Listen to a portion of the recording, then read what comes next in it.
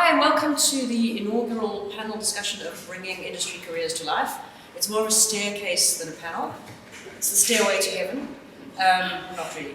So I've got some great people here with me today. We're going to be talking about the industry and about things that are happening. We've actually already been talking up a storm. I'll just introduce people quickly. On my immediate left is PJ from Machine. Over there with a very arresting t-shirt is Devaksha from Saatchi & Saatchi. Right behind her, Taryn from King James. And then behind Taryn is Jonathan from Saatchi & Saatchi. And then Suhana from Duke. So we're all here to chat about the industry. We actually already have been, but we want to continue this discussion now. So my first question is going to be for PJ, because I know you've prepared. Always yes, prepared. Yes, the class SWOT. So the ad industry's changed an awful lot, certainly since I came out of college, but it changes quite rapidly, and it's still changing. I think. So what do you think are the most exciting opportunities out there? Opportunities in terms of actually working in the industry now. Yeah. I mean, like you say, I was funny enough class of 2001 here at R&Y, so I've also been in the industry for 20 odd years now. And I think a lot of the positions and the opportunities are the same. I mean, we still use art directors, copywriters, and designers. But the more the advertising world opens up, there's more opportunities, in my opinion, than ever. If you look at things like data analytics, getting into the content space, both video and written. And I think at Machine, if I was to give some advice to people kind of entering the industry, it's what we try and look for are what we call T-shaped people. Yeah. So that means someone who has a specific set of skills in one area, but a generalist knowledge of a bunch of them. In a copywriting world, specifically what that means is you have a sort of ability to think and write in one way, but then you're able to write in a generalist way across many different areas of the business, whether it is content writing, UX writing, social writing for social media. So I think to your point, there are more opportunities than ever before in the advertising industry. And Taryn, I'm going to ask you this one. Do you think, so back in the day, people who went into advertising tended to be more kind of oddballs. Do you think there's still space for that, or is there a requirement for professionalism that much more onerous now? It's such a good question. I would say that there is almost a necessity for the oddballs. We're in danger of over-professionalizing ourselves, and therein, losing the magic of what advertising does. It's distinctive to encroaching categories of consultancies and the like. So we always need the oddballs, most desperately, to keep us crazy. Yeah.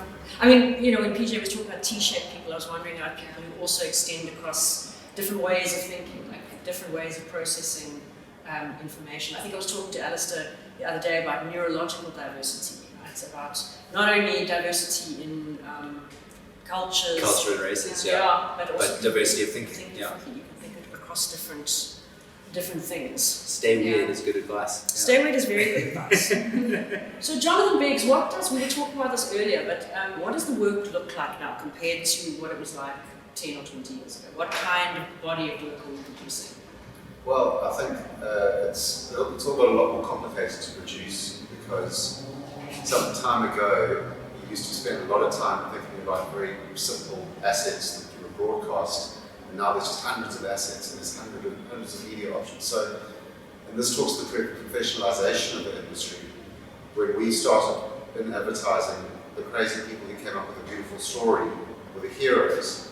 But now operationalizing that story into a complex campaign takes such a lot of the right brain or the left brain. I don't know. I can never figure out which one controls more which technical, one. mathematical side, and you need those kind of people in the business to actually do effective campaigns. So I think it's got a lot more complicated, but it's also got more exciting in that it isn't just TV, radio, outdoor.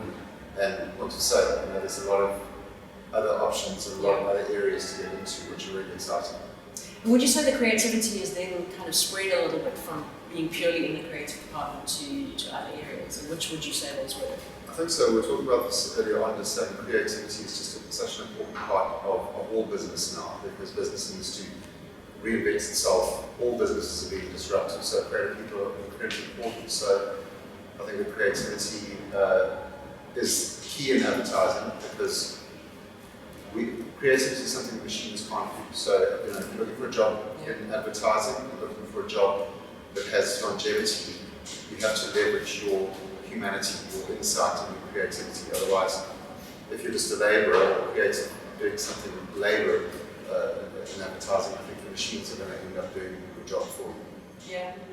So Taryn, I'd like to hear from you on this because you are the MD in the group of creatives. The right brain and the left brain. Yeah. I mean, would you agree with that? Or would you? I mean, were you drawn to the industry because you had a creative kind of bent as well? And do you find you use that even in the business side of running an agency? Absolutely. I think I was drawn to the industry because it's all about challenging the status quo, never accepting it, thinking about it being different. And to your point about complexity, I think the thing that the advertising industry does, it requires creativity and absolutely discipline to problem solving. Right? You're going to put a really amazing idea in front of operations and say, can you make it? And we got to figure that out. We've got to creatively figure out how to make your dream happen. So I'd say it's possible, I agree now. Yeah. Okay. Sue, do you find that there's a definite direction that clients are moving in, judging from the kind of briefs you're getting? Are there trends? The trend of we'd like it here. That old chestnut to get. For once, I can actually say I think I understand that. I think if there's anything our climate of pandemic taught us is that we do have to come on board with the ability to create faster. Yeah. So there's definitely the need to do that. And I'm seeing a lot of, like, what is great about clients now is that they're not going like, can I have that TV ad and digital? And they're using a big broad word for digital as an empty cloud. So I like that clients actually want more digital work. In fact, a lot of them are not even asking for the above the line TV anymore. Most of them are asking for digital.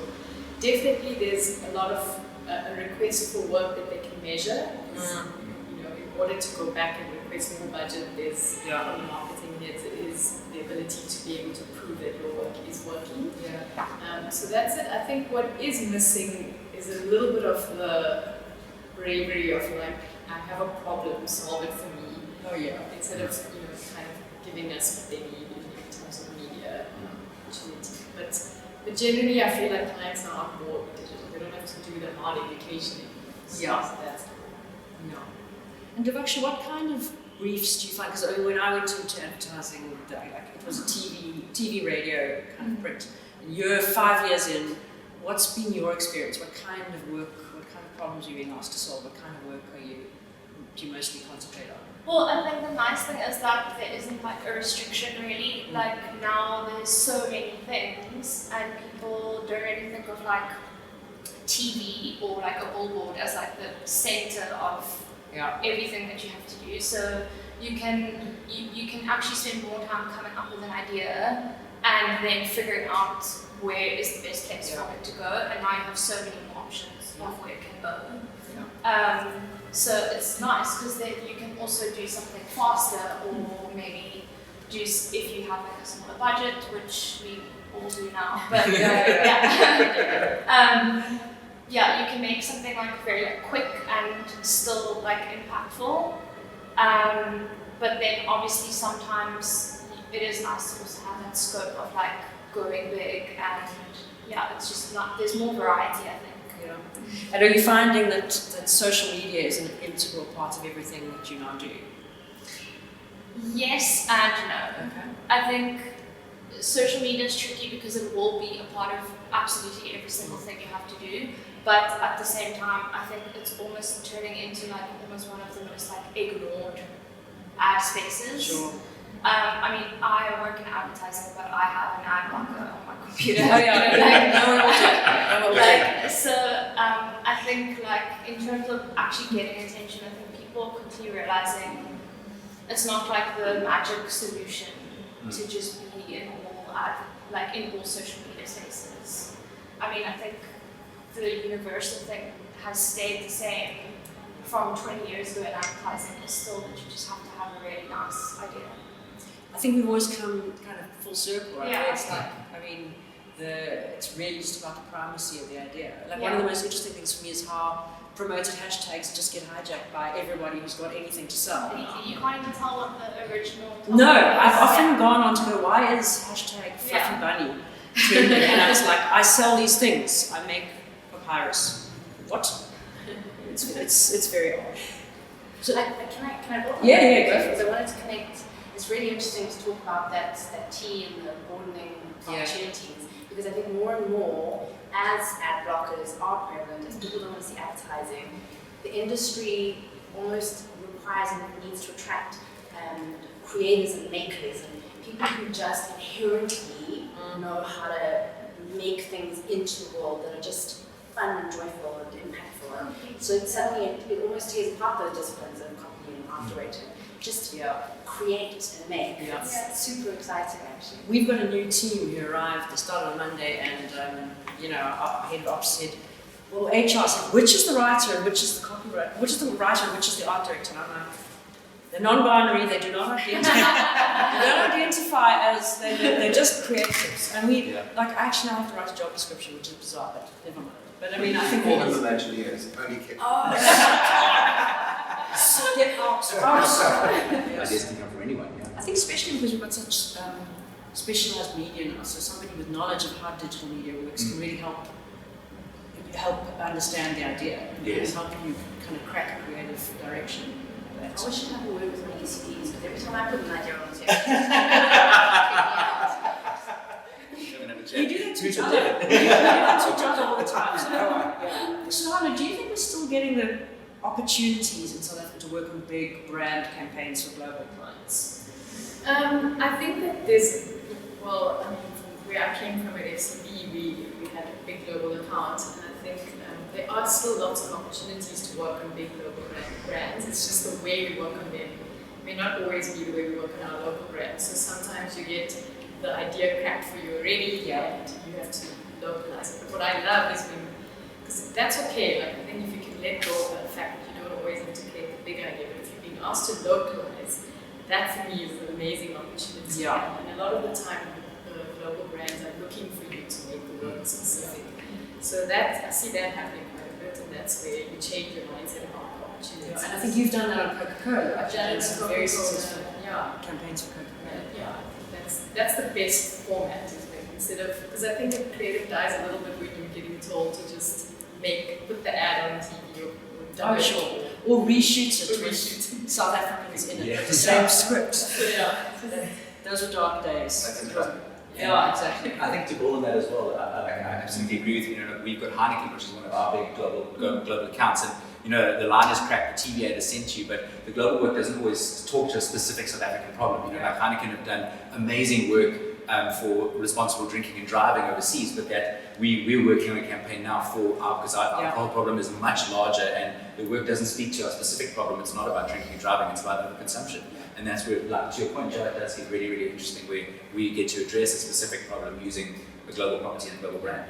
And also even a simple thing like creating billboards in your regions. People like to see themselves. You can tell when this is an African American versus a South African, someone from Dubai versus someone from Cape Town. So there is a specificness about being able to just do a shoot in your country, which is Do you think there's a tendency for global brands to go more towards localization?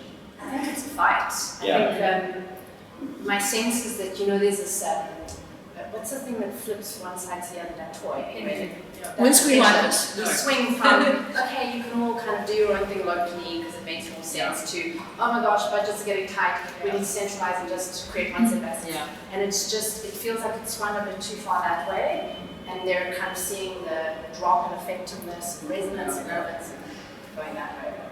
On that topic, Jonathan Biggs, how do you rate I think a lot of us here have had some global, some international experience, but Jonathan, how would you rate our talent here related on a global scale? Well, I think if you just look at purely benchmarking scientifically, we have a very good standard of advertising globally. It is one of the industries that actually is really top notch, and I think that where we often fall short is the things which are technical tech, where there's production sophistication. Sometimes we can't really compete against Hollywood, but certainly from an ideas point of view, and that's also borne out by the fact that there are South Africans who have led agencies across the world. I'm sure. And I think that's just testament to the level of creativity in our country. I think it's for a few reasons. One is because I think in South Africa we don't have a Hollywood, so those people go into advertising. Yeah. And I think also we are quite a resourceful people. Yeah. And the heart of creativity is problem solving. So if you can, if you have that sort of mentality of trying to find a game, trying to make a plan, I think it just helps you be creative. Yeah. I mean, look, we've got people like David Stapleton and Lucy who've gone overseas and had great careers. So, I mean, do you think there's still enormous opportunities for our creatives to go overseas, for us to actually export our creativity? Well, obviously, we don't want to export our creatives. I kind of do. I love seeing South Africa. Well, if I could have a list, if I could choose, I think that they're fantastic people who have left, and some people have come back, and certainly South Africa's got a reputation for being creative, for being hardworking. Yeah.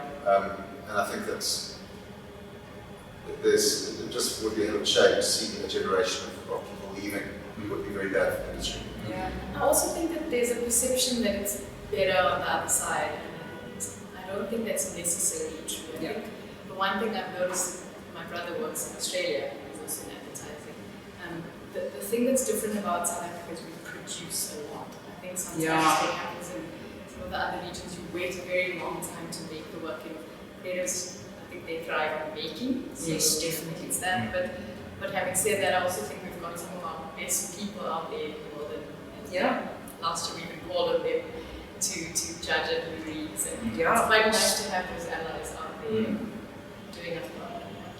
Yeah, so there's definitely opportunities for South Africans to work overseas, and I think we do adapt to different markets really well. On the other hand, we do like it when people stay. Yeah, 100%. Also, we have the best storytelling opportunities. Yeah. Every day in our country plays out like that. It's very dramatic. Although, have you seen America? They definitely make I mistakes. think we have a lot of rich material to draw on here as a country. So.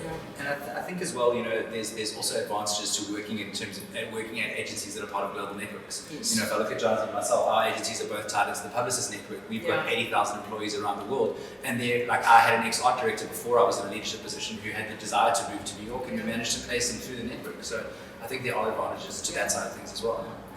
Devaksha, as somebody who's sort of 5 years in, do a lot of your peers, is there a lot of talk about potentially working overseas for a few years? Is it something people aim for? Yeah, I think so. I mean, if you follow big advertising awards and stuff, then you obviously see these hero agencies. Yeah. Obviously the dream is to have some experience with them. Yeah. But I do think that there is something very special about South African advertising. It's just it feels more fun to me than sometimes I go on holiday and then I put the TV on in the hotel, and ads in other countries are just boring. They don't have America. the entertainment value. Yeah, exactly. So if you are someone who wants to work in film or make a Netflix show or something, whatever, I feel in South Africa, advertising is actually your gateway to do that. Because Well, but I think you start meeting people who are also creative. So when you're in advertising, you get to know film directors and you get to know musicians. yes, and generally, a lot of people are keen to collaborate on a bit of a side project. So there is opportunity to start branching out there, exploring. Suhana, what's your perception of South Africa's performance in global awards? Now we're in the global thing.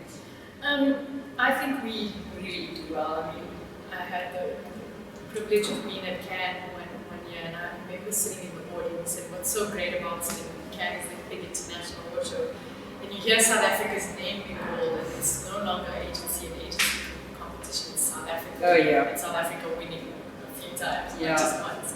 So we do perform really well internationally, and when you talk to other judges, South Africa, you guys are great at radio. So we have a reputation, and then even there's this big report called the Hawk Report that basically rates countries, agencies in the creative industry, and we ranked, I think, 7th last year. That's amazing. So we are up there, and I think our work stands on the platform. Yeah. I know, John, so our radio is great. For a long time we have done really great film. Sometimes we get beaten down by the bigger budgets overseas. But I think you were saying, Jonathan, that sometimes more typical, the tech side of things, the digital side of things, we don't stack up quite as well. I think it's just, we feed off a broader context and economy and skill sets around, and I just don't think we have a lot of Silicon Valley. We don't have a Latino, so we don't have a Hollywood. We do have equivalents. We do have that kind of expertise, but not at the scale. So it's very difficult for us to compete with some agencies that are partnering, for instance, with PlayStation to build new technology and actually create a special PlayStation that's for disabled people, which is one of the things they did. So they just, the proximity to makers is just a different story. But I'd also argue it's our audience, right, that are less further along on the kind of digital maturity journey. So you want to do digital work that engages in the way that people are engaging with you. We're not there. AI kind of second place in our life. And even in mobile, I don't know if you'd agree with this, PJ, but I don't think we've gotten to that point of making really, really creative mobile, working in. No, I don't think so. I don't think so at all. And it's funny. I'm so tired of getting the same briefs where it's like, our target market are of X age, of X color. They have data problems. They only use Wi-Fi, and it's maybe in my head I'm wrong. Maybe I'm wrong, but in my head it's like if you're working and living in Europe or in America, you are operating in that more first world kind of, like to John's point, kind of available tech thing. But I suppose the caveat to that would be that operating in a smaller, tighter box should make you be more creative, right? But I must agree, I don't think that we've nailed the mobile thing just yet. And then the other point that I wanted to add, to jump in, was I think, in terms of award shows, while we do really well, it's our exchange rate that also holds us back. If you look at the price of a can entry, it's probably 2,000 euros, which means that ad agencies here need a really smart strategy in terms of what they're going to enter and where. We can't just shotgun it, like a lot of other countries have the budget to just enter everything everywhere, I think somebody said about you have to be more creative in South Africa because you are in a kind of constrained resources constraint, and I think that's the opportunity. What's that drama is on. Sure. There's stuff that you can do in those constraints that are world first because nobody else has those constraints, and then boundaries break. And it's something that you guys do incredibly well. King James was first to do the WhatsApp dramas and the Messenger, Facebook Messenger drama. It's a great use of the medium. It's really lovely. I know Mariano Kelly, who's now at Open Chicago, once said to me, in South Africa we build a thing, we just build things out of what we've got. Like there's a potato and there's it's propped on the back with a toothpick which you can't see, and then you get a piece of foil, and it's such a great way, if you know Mariano, it's such a great way of putting it, where we just make a plan, we improvise, we just and that is, I think Latin America also, the Latin Americans do the same sort of thing, but with a lot more, I think, audacity actually, a lot more they're just a lot more shameless about it, actually. We I think, we still sometimes apologise a little bit for our potato, So, PJ, what would you say are the most sought-after careers in the advertising world now? So, this was actually one of the questions that I did prepare. Oh, good. that I kind of struggled to answer. I can't really give you the answer as to what the most sought-after positions are, but I think I can tell you where the gaps are. I was having a look at today at the report that R&Y did along with the IAB, and there were definite gaps identified at a skills level in agencies around things like data analytics, UX writing, and UX and UI developers and experts, as well as even also writers in the content space. I think what Machine does really well is we've got a content division that writes and produces incredible content, and I see a massive gap there for writers and copywriters specifically as well, whether it's written content or video content. So while I don't have the answer, I could point the gaps out.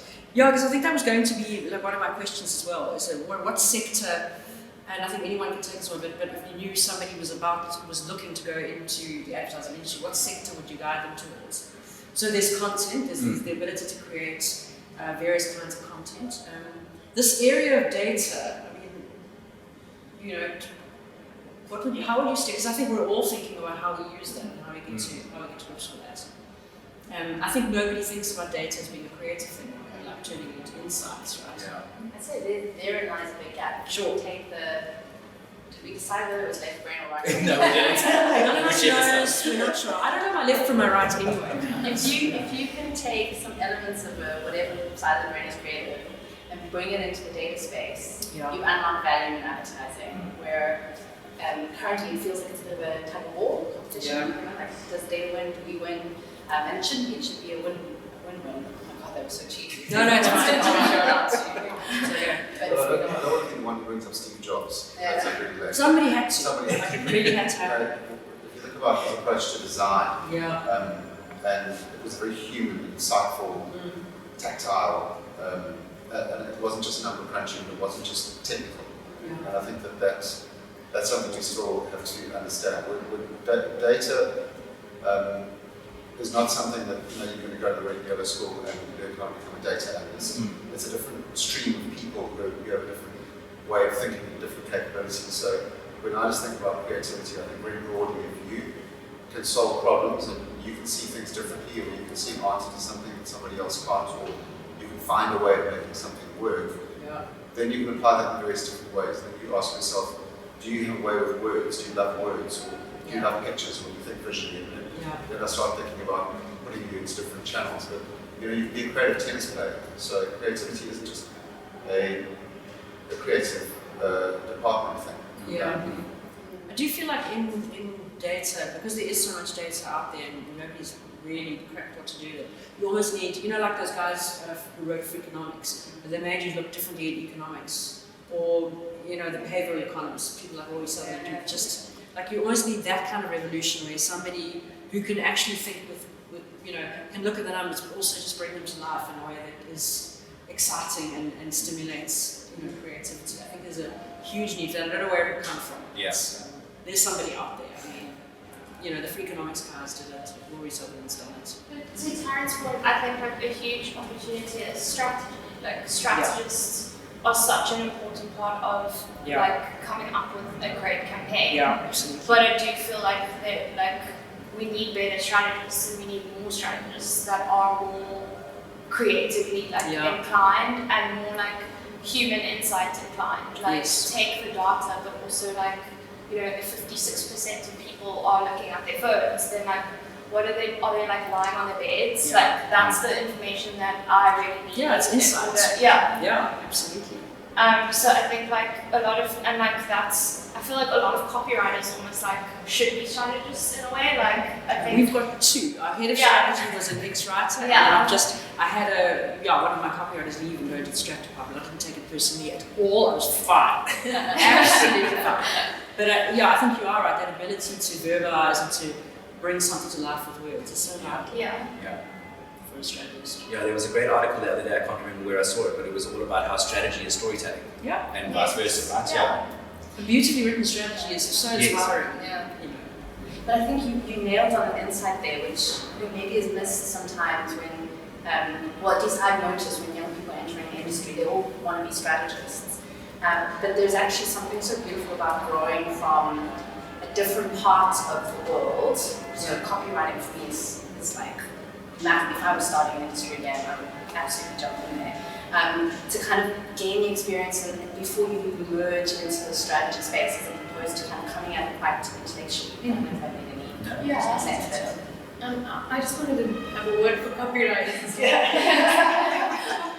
I do think we need more copywriters. I mean, I'm sticking even further on this opportunity just because copywriting was falling away. But more and more, the need for copywriting is still there. People think because we're in the digital world and we are making small banners, we don't need copy. We need copy so badly. I mean, I think of that piece that was done by Huggy's Baby narrative thing. Yes. I mean, the judges were watching that piece in the room and they were just like wanting to watch every single episode because it was so beautifully written and so entertaining. So copywriting is a big gap, and I think the industry has a weird name for it called copywriting, which sounds like a law thing to study, but it's nothing to do with that, and it's just about loving writing and being able to use your words.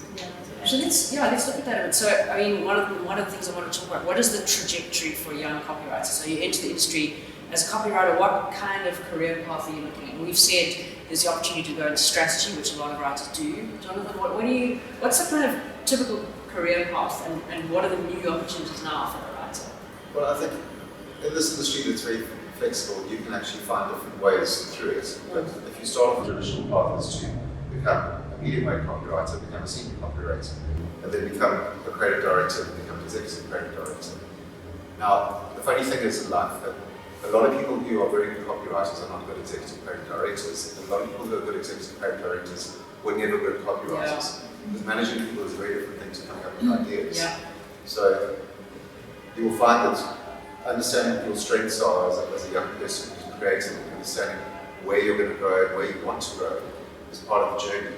You don't have to take a traditional path, but if you have creative ability, you can go into management, you go into strategy, you can go and write scripts for SABC work. It's just, if you have the ability to do that, there's so many spaces you can move into.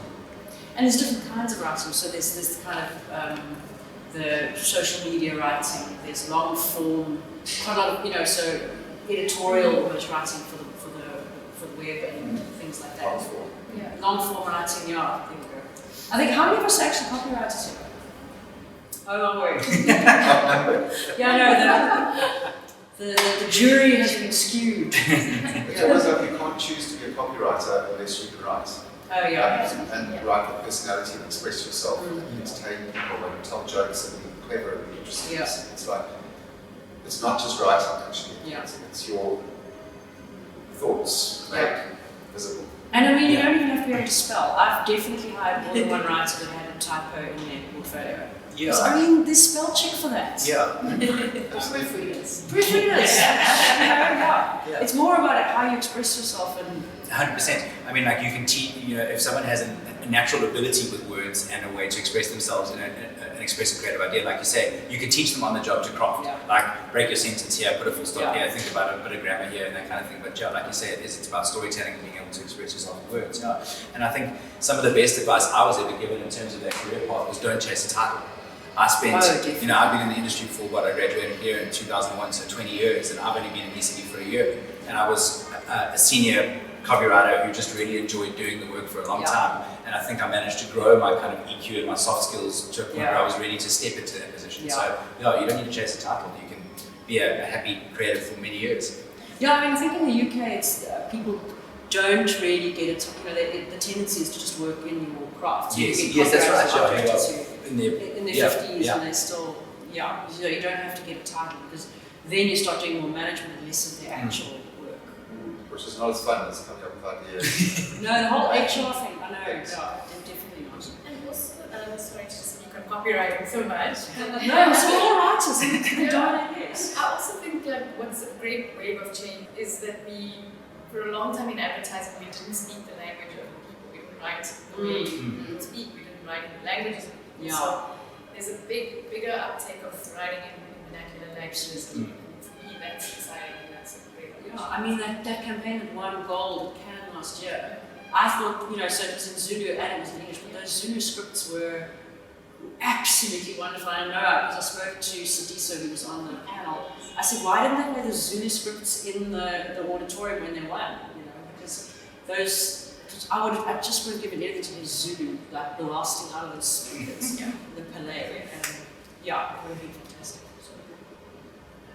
So, I mean, you were talking about great advice you were given, and that leads me to my next question is there enough mentoring in ages? I'm going to ask Devaksha because you're probably at that stage coming in. Is there enough mentoring, official and unofficial? I think maybe not enough official mentoring programs, but I feel like once you start working in the office, you almost understand why, because I think the way that you need a mentor in advertising isn't through some very structured program where you see them for half an hour every week or something.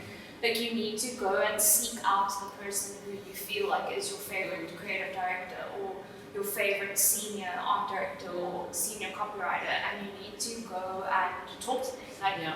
Go and ask them if they need help. Ask them what they're working on.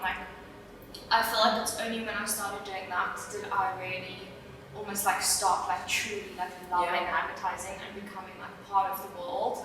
Because then you just you get what you ask for. You have to ask for it, and I think people are very, very willing to almost take you along with them. And once you have those people, in my experience, people are genuinely happy for you to see you succeed.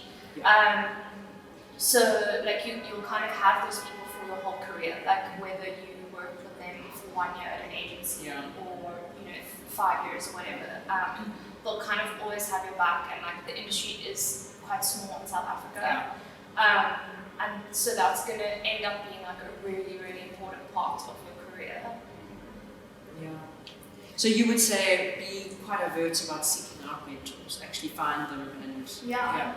Because I mean, like think about it, like the building's huge, they're so busy, like no one's gonna come to you and like give you the time of day, you know, like you are gonna be like one face in an open plan office where there's like 30 people or whatever. So you kind of need to find ways to stick out, and obviously you can do that through your work. Yes. If you're starting out and you can't yet do that through your work, you can just go and build like a real like human relationship. Like just because someone's older than you doesn't mean they're gonna be, not be able to connect with you. So I think like my experience in advertising has been definitely colored by like personal relationship a lot.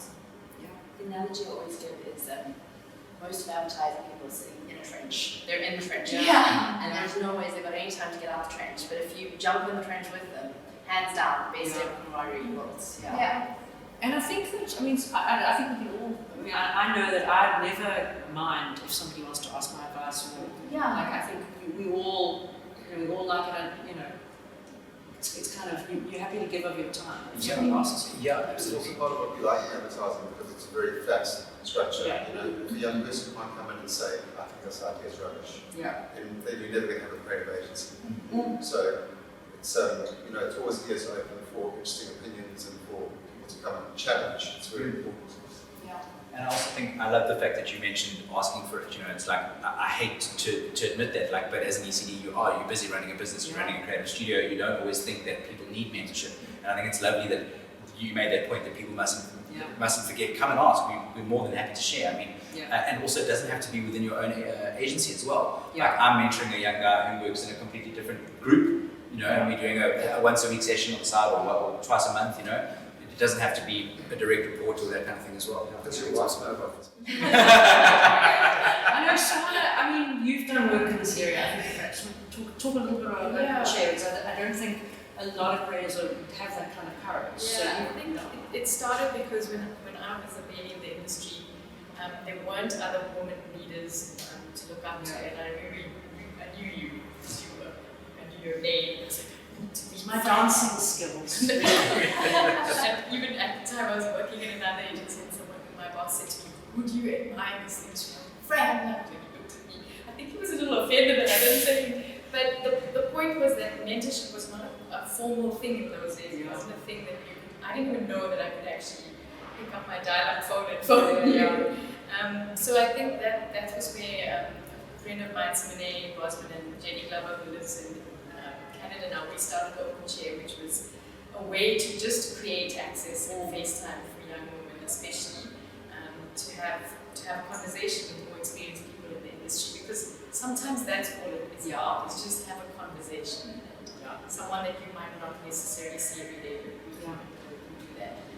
And I think what I learned from that as well is that mentorship works both ways, because by helping someone else, teaching yourself, and you never stop needing it. So as you keep growing in the industry, you start finding mentors of your age, mentors older than you, sometimes even mentors younger than you. So I think the industry is getting really good at that. Even at the Creative Circle now, we all mentor young writers and so it's definitely a thing. Okay, so one last question for everyone. We're just going to go around. What is one piece of advice you'd give somebody starting out in the industry? It can be funny, it can be serious. Start with you, Simone. Have a strong liver. Excellent piece of advice. I think I would say it's so different. Be able to speak up. Creativity is a scary thing, but don't be afraid about it, and don't be embarrassed about your ideas, because there's always people that are feeling the same, and there's always people that are wanting to make your ideas better. And don't be afraid to call out bad behavior if you see it. It's something that I never did as a young creative, and it was traumatic. And we don't live in those times, so you have the ability to speak up. Don't be afraid of your ideas. Yeah, don't eat too much bad food and oily fries and pizzas when you work late because it doesn't show now, but it shows. Preach. I haven't been as well, but I think certainly going to work at a place that has a good creative reputation, Yeah. where there is the scope to do interesting work, where the people seem exciting, and where the culture is a great culture. If you're working at a place that's boring, if you're not having any fun, if you're doing work that has got no variety and is not stimulating, then you're not great. So that's try and find a good environment to start with. I'd say two things. One, take advantage of the fact that you're not in a corporate environment. Like, it's loose for a reason, it's free for a reason. Yeah. So have fun, but also just make your own path. Just create what you want to be and how you want to be in it. Yeah. And the second part of advice I give is about resilience. Like, be resilient. Yeah. Grow thick skin. If you don't have it yet, fake it till you make it. Yeah. That'll stand you in good stead, I think. Well, I'm going to say the best piece of advice that I got, which was don't write as if you're writing like a matric exam. Yeah. Because that's not what advertising is. Yeah. Like, you actually need to take the pressure off yourself in order to make your best work. So just remember that it's fun. Like, it's not rocket science. You're not a heart surgeon. It's in the larger scheme of things, it matters very little, and that's what makes it like amazing. Exactly. And learn to write short sentences. That's good. I think for me it would be find a place, and by a place I mean a space, an agency that lets you let your freak flag fly. Freak flag Your fly. freak flag fly. Like, you must be yourself. Like, you need to find an agency that lets you be comfortable with who you are. You know, we get to dress like this on a daily basis. If you want to be weird and come in with pink hair, be weird and come in with pink hair. Like, be yourself always. Yeah. And my thing would just be never lose your sense of humour. It's the one thing that will just keep you going. Never ever lose your sense of humour. It helps keep you resilient. It helps keep you alive. Great advice. Thanks everybody. It's been an awesome afternoon. Thank you for your time. Thanks for your wit. Thanks for spending time with us. And I hope everyone has enjoyed the afternoon.